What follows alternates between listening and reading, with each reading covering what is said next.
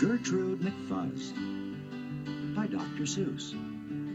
Narrated by John Lithgow.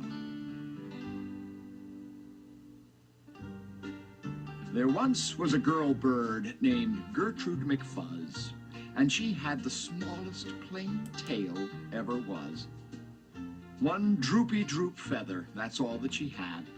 And oh, that one feather made Gertrude so sad.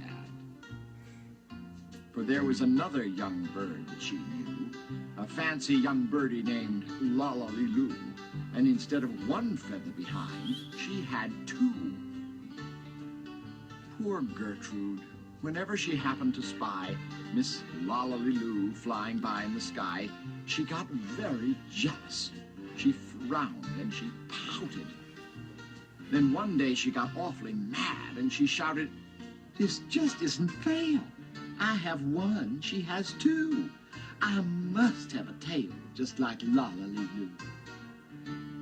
So she flew to her uncle, a doctor named Dake, whose office was high in a tree by the lake, and she cried, "Uncle Doctor, oh please, do you know of some kind of a pill that will make my tail grow?" "Tut, tut," said the doctor, "such talk, how absurd. Your tail is just right for your kind of a bird." Then Gertrude had tantrums. She raised such a din that finally her uncle, the doctor, gave in. And he told her just where she could find such a pill, on a pillberry vine on the top of the hill. "Oh, thank you," chirped Gertrude McFuzz, and she flew right straight to the hill where the pillberry grew. Yes, there was the vine, and as soon as she saw it, she plucked off a berry. She started to gnaw it.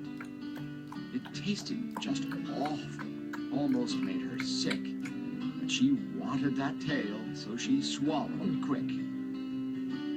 Then she felt something happen. She felt a small twitch, as if she'd been tapped down behind by a switch.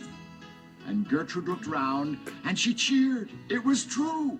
2 feathers, exactly like Lollaliloo. Then she got an idea. Now I know what I'll do. I'll grow a tail better than Lollaliloo. These pills that grow feathers are working just fine.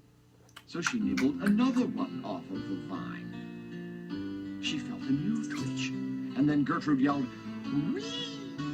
Miss Lolla has only just 2. I have 3. When Lollaliloo sees this beautiful stuff, she'll fall right down flat on her face, sure enough. I'll show her who's pretty. I certainly will. Why, I'll make my tail even prettier still." She snatched at those berries that grew on that vine. She gobbled down 4, 5, 6, 7, 8, 9. And she didn't stop eating, young Gertrude McFuzz, till she'd eaten 3 dozen. That's all that there was. Then the feathers popped out with a zang, with a zing. They blossomed like flowers that bloom in the spring, all fit for a queen. What a sight to behold! They sparkled like diamonds and gumdrops and gold, like silk, like spaghetti, like satin, like lace. They burst out like rockets all over the place. They waved in the air and they swished in the breeze, and some were as long as the branches of trees.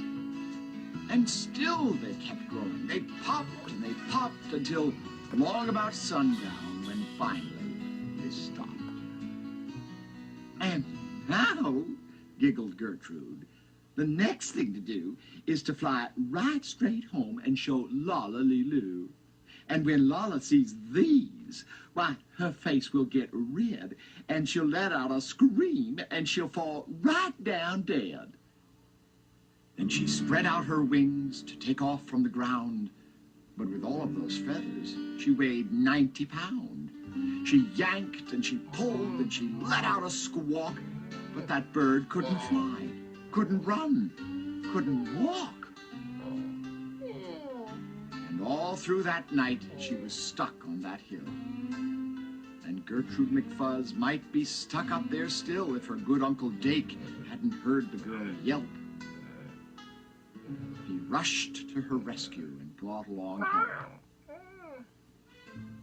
To lift Gertrude up almost broke all their beaks, and to fly her back home it took almost 2 weeks. And then it took almost another week more to pull out those feathers. My, Gertrude was sore. And finally, when all of the pulling was done, Gertrude behind her again had just one. That one little feather she had as a starter. But now that's enough.